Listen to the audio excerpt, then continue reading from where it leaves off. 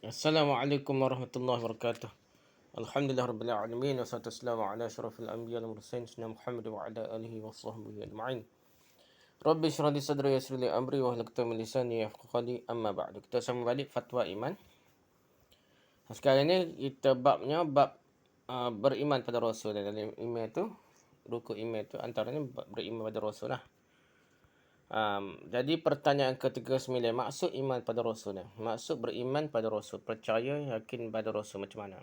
Apakah maksud beriman, percaya yakin pada para Rasul?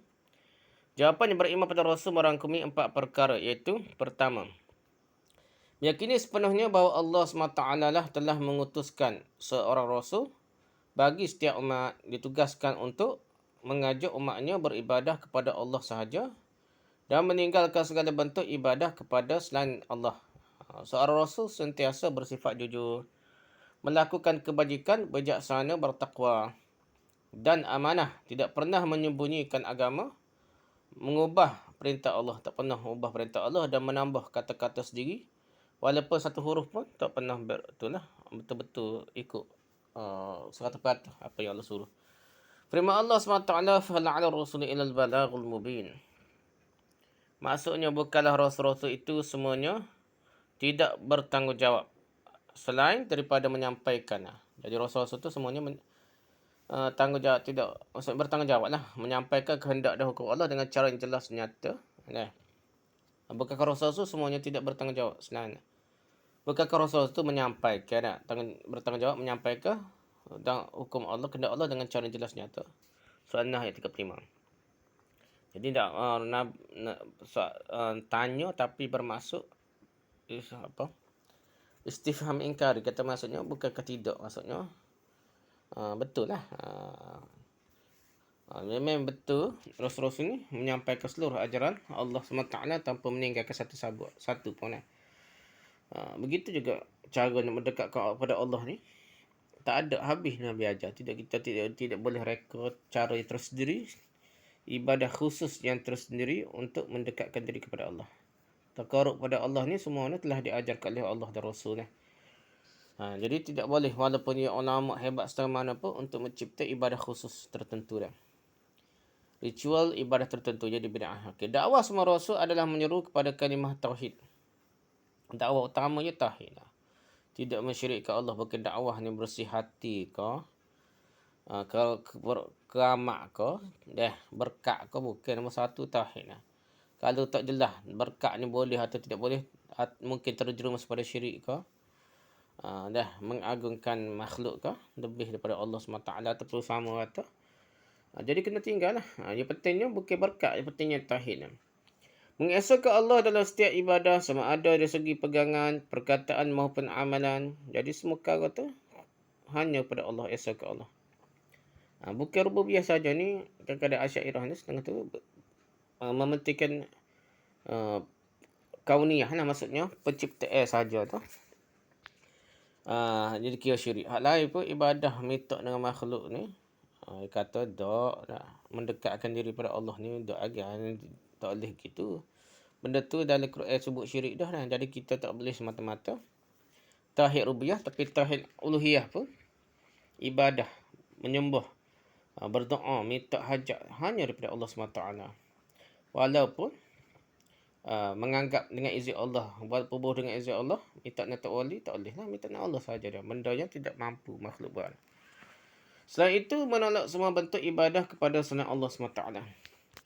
Firman Allah SWT, "Wa ma arsalna min qablika min rasulin illa nuhi ilaihi annahu la ilaha illa ana fa'budun." Maksudnya, kami tidak utus sebelummu wahai Muhammad seorang rasul pun, melainkan kami wahyukan kepadanya bahawa tiada Tuhan yang berhak disembah melainkan aku. Oleh itu beribadahlah kamu kepadaku saja. Jadi bukan beribadah pada Tok Wali. Bayar muka Tok Wali ya tak? Untuk dekatkan diri pada Allah tak payah nah. Surah Anbiya ayat 25 nah. Mereka di para rasul wajib melaksanakan ibadah dan semua amalan syariat. Bukan Nabi ke boleh langgar syariat. Jadi Nabi mula-mula ikut syariat. Juga wajib mengikut syariat yang telah diturunkan kepada rasul masing-masing. Kerana setiap rasul mempunyai syariat yang berbeza-beza dengan rasul yang lain. Jadi setiap Nabi tu syariat berbeza, tapi tauhid dia, akidahnya sama saja dah. Likullin ja'alna minkum syira'atan wa minhaja, firman Allah Taala juga bermaksud, maksudnya setiap umat yang ada di antara kamu kami tetapkan syariat dan jalan agama yang wajib diikuti oleh umat masing-masing. Surah Al-Maidah ayat 48.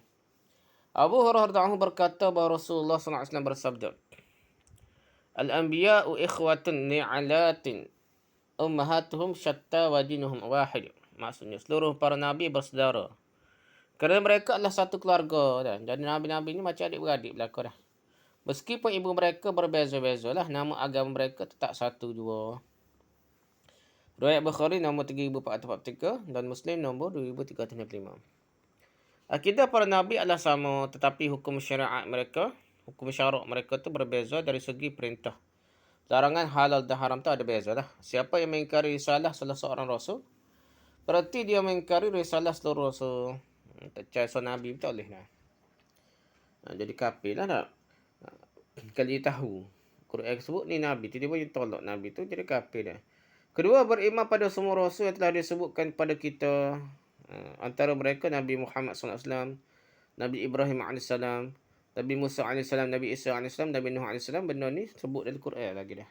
Kalau tak percaya, kafir dah. Jika Allah hanya menyebut kewujudan mereka secara umum tanpa memberikan sebarang nama, sekalipun kita juga mesti beriman dengan kewujudan mereka seperti yang disebutkan tersebut. Ada Nabi Khadir ke apa, kalau Nabi lah kena percaya. Kalau bukan Nabi ada khilaf lagi atau tak khilaf, tapi ada Nabi-Nabi tak sebut jelas. Tapi dalam Quran sebut kita kena percaya itu Nabi.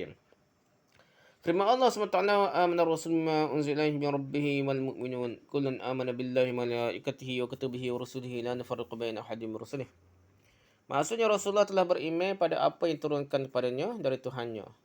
Begitu juga orang yang beriman, semuanya beriman pada Allah, beriman pada para malaikat, kepada kitab-kitab dan rasul-rasulnya. Mereka berkata, kami tidak membeza-bezakan rasul-rasulnya antara satu sama lain. Surah Al-Baqarah ayat 25. Tidak boleh kita rendah jatuh nabi lain, kita kena hormat belaka. Wajib beriman bahawa Nabi Muhammad SAW adalah Nabi yang terakhir dan tiada lagi Nabi selepasnya. Tak percaya ni kafir juga. Siapa kata ada Nabi lain selain Nabi Muhammad, ada lagi, maka kafir.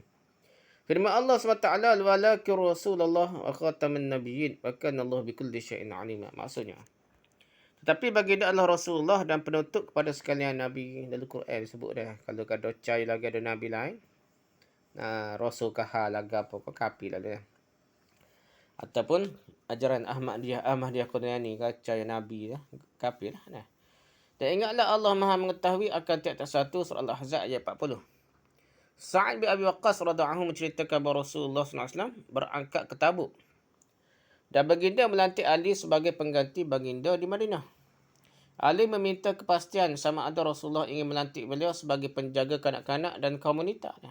Jadi Ali ni nak pergi perang, taklah dia orang jahat hebat. Tiba-tiba Nabi suruh jaga Madinah. Jadi tak sedap hati dia nak jaga budak-budak kecil dengan tin. Lalu baginda bersabda, ala tarda an takuna minni bimanzilati Harun min Musa illa annahu laysa nabiyyun ba'di. Maksudnya, adakah kamu tidak redha antara diriku dengan dirimu sama dengan kedudukan Nabi Harun dengan Nabi Musa? Tetapi bezanya cuma tidak ada seorang Nabi pun selepasku dah. Riwayat Bukhari nombor 4419 dan Muslim nombor 2444. Jadi Ali ni Nabi pujuk Ali supaya jangan anggap hina lah duduk dengan tin dan budak pun, tak jaga tin dan budak. Seperti Nabi Musa lah jaga kaum dia. Nabi Musa, Nabi Harun jaga kaum Nabi Musa lah. Jadi besar lah kedudukan Nabi Harun ni bukan Nabi Harun ni bukan biasa Nabi dah. Jadi besar kedudukan dah. Jadi Nabi, walaupun tak sahabat hak Nabi pun, Sayyidina Ali radhiyallahu anhu ni pangkat dia tinggi dah macam Nabi Harun lah. Walaupun bukan Nabi. Allah memberikan kelebihan ke atas Nabi Muhammad SAW berbanding Nabi-Nabi lain. Itu kita kena percaya juga. Nabi kita ni, Nabi Muhammad SAW, lebih tinggi darjatnya dan kelebihannya berbanding Nabi-Nabi lain. Antaranya Allah telah mengutuskan baginda kepada semua kaum di kalangan jin dan manusia. Sedangkan Nabi lain hanya diutuskan pada kaum mereka sahaja. Yang kedua, Nabi ni lebih lagi daripada Nabi lain. Allah telah menanamkan rasa takut ke dalam jiwa musuh baginda sejauh perjalanan sebulan. Nabi Muhammad SAW kafir kecil perut. Sebulan 1000 kilo. Kau apa kita kata tak? beribu kilo tu. Kecil perut dia orang kafir dah.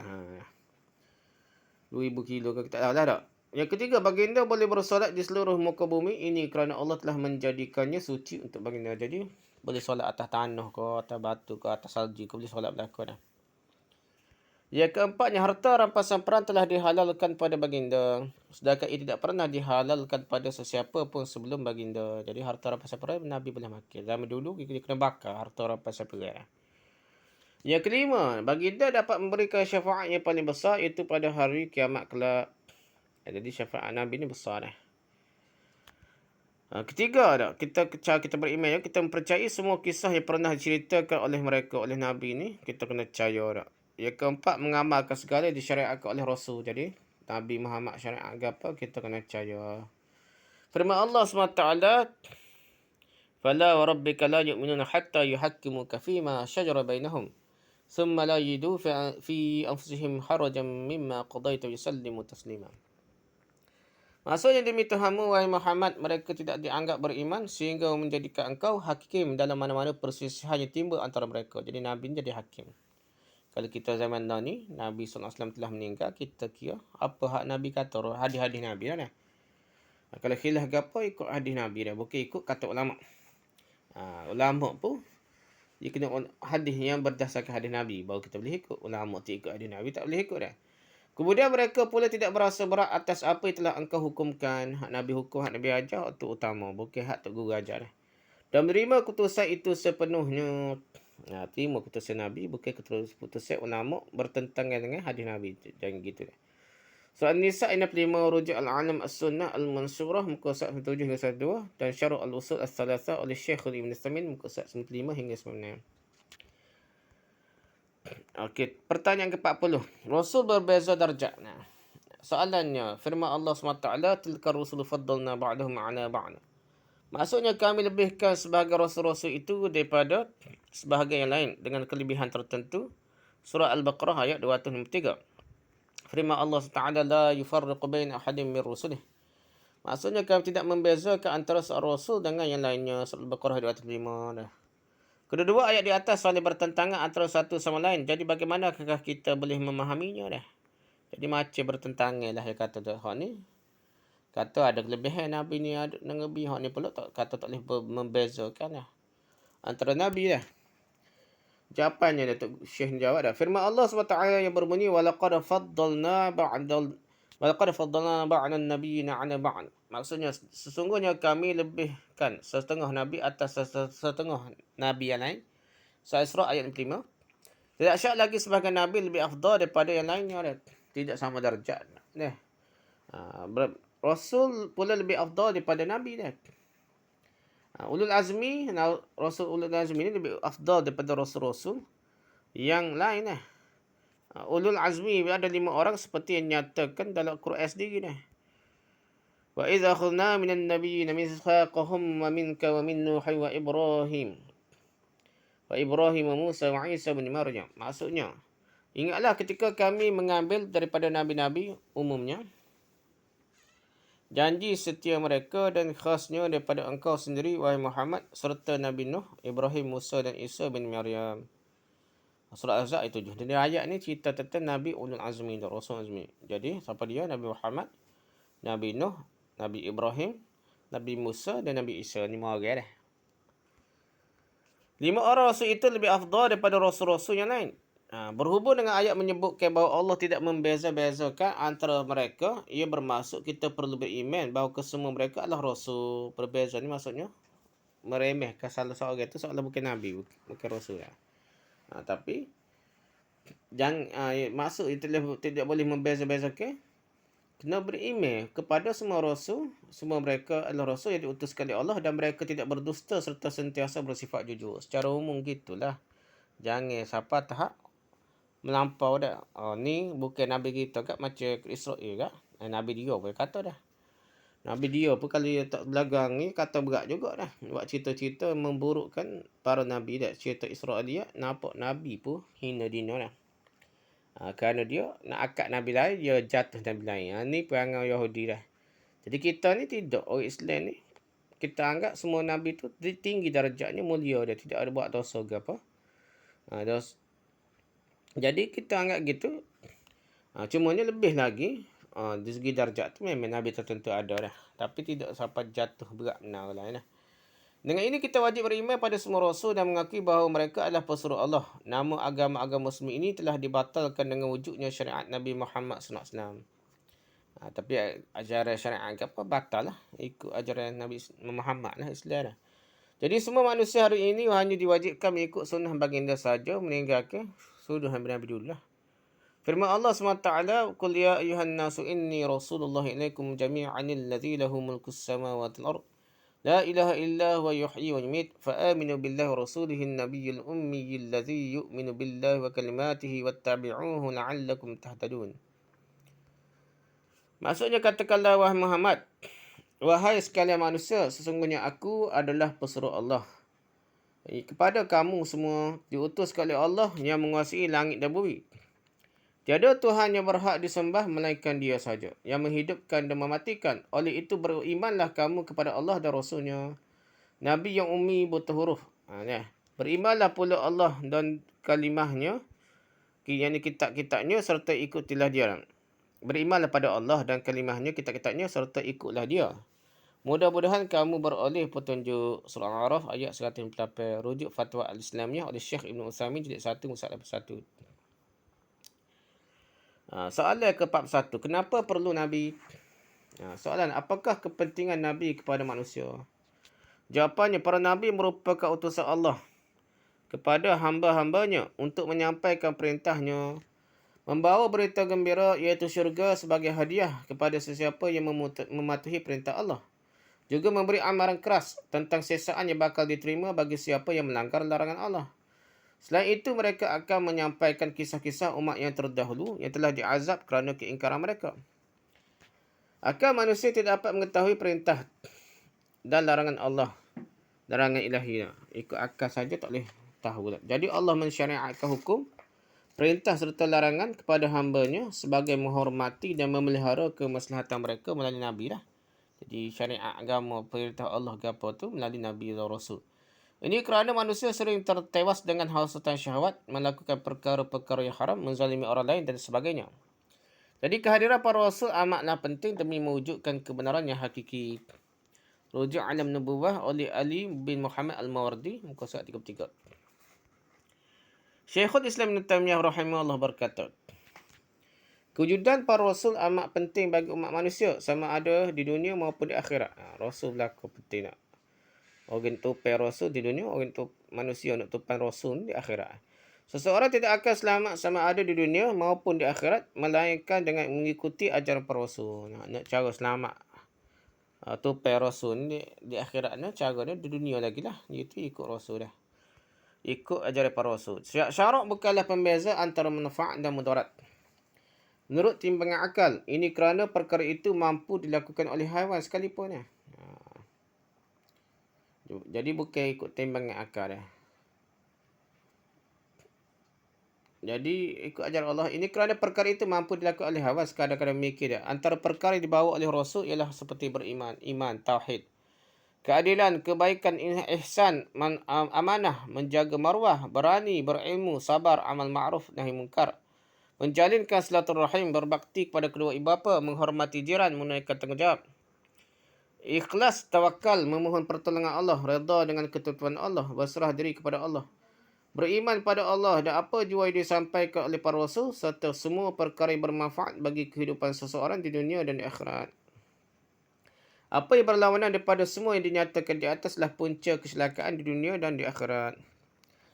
Tanpa kehadiran Rasul, sudah tentu akal kita ni, pemikiran kita ni, otak kita tidak dapat mengetahui manfaat dan mudarat di dunia ini secara terperinci. Mikir cara masing-masing dah. Orang kata tak apa, orang kata boleh dah. Pengetahuan Rasul ini adalah antara nikmat yang terbesar ke atas hamba-hambanya. Begitu juga kitab suci yang turunkan sebagai petunjuk ke jalan yang lurus. Tanpanya darjat manusia dan haiwan sama saja. Kalau tidak ikut agama kak. Supaya nate manusia ni. Malah lebih teruk daripada haiwan, binatang sekalipun. Siapa yang menerima risalah Allah dan beristiqamah dengan risalah Allah, maka dia adalah sebaik-baik manusia. Siapa yang menolak ajarannya, maka dia adalah sejahat-jahat manusia. penghuni bumi ini hanya akan dapat hidup lama dengan adanya kesan peninggalan para rasul. Jika kesan itu terhapus, Allah akan menghancurkan langit dan bumi. Kalau tak ada orang terima cara ke agama ni, Allah akan beri kiamat lah. Ketika itu terjadilah kiamat. Rujuk kaedah fil wujub al-i'tisam bil risalah oleh Syekhul Islam Ibn Taymiyah rahimahullah, jilid 16 muka surat 99 hingga 102. Rujuk al-Majmu' al-Fatawa dan al-Lawami' al-Anwar al-Bahiyah, jilid 2 muka surat 216 hingga 235. Oleh itu, kepentingan para rasul pada umat boleh disimpulkan pada berikut dan kesimpulan dia. Pertama, manusia sentiasa memerlukan Tuhan. Mereka ingin mengetahui pencipta mereka. Seseorang hanya akan mengenali Tuhan melalui para nabi dan para rasul serta petunjuk yang dibawa oleh para rasul. Tidak agak susah barat lah. Mikir sendiri dah. Jadi para rasul tu betul dah. Hak ni hak Tuhan sungguh dah. Yang kedua, para nabi dan rasul telah membawa agama yang benar dan memberi petunjuk untuk melakukan amal soleh. Jadi nak beramal soleh biar betul cara ikut nabi, bukan ikut tok guru tok wali mana dah rekod sendiri. Ikut cara nabi ya. Yang ketiga, manusia tidak akan mengetahui agama yang benar melainkan dengan beriman pada para nabi dan para rasul serta risalah yang dibawa oleh mereka. Jadi, tak tahu benda betul, benda benar. Tak beriman tu, nak percaya tu, kuat iman pun tak tahu betul benar ni melainkan dengan itulah rujukan Al-Quran Sunnah dah. Yang keempat, manusia amat memerlukan seorang yang boleh membimbingnya menuju keredaan Allah. Allah suka, Allah redha di dunia dan akhirat. Hanya para nabi dan rasul sahaja yang dapat menunjukkan jalan yang benar ke arah tersebut. Supaya Allah suka, redha. Yang kelima, manusia merupakan makhluk yang lemah. Mereka sentiasa berdepan dengan musuh seperti syaitan, rakan-rakannya jahat, kawan-kawan jahat dan nafsu syahwat. Oleh itu, mereka amat memerlukan perlindungan daripada musuh-musuh itu dengan petunjuk para nabi dan para rasul. Yang kelima yang keenam dah. Manusia merupakan makhluk yang bersosial. Pergaulan antara mereka amat memerlukan peraturan agar mereka dapat hidup dalam keadaan aman. Jadi ia melindungi hak semua keamanan ini tidak akan dikecapi melainkan atas jasa para nabi dan rasul. Nak nikah kahwin pun dah. Hubungan jual beli ke apa semua tu dengan ajaran nabi lah. Tidak kacau bila balah.